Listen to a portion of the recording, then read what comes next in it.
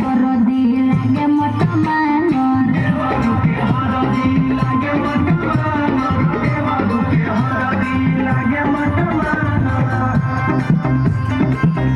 अरे यार इतना मार में हरारू बड़ी चालू बा।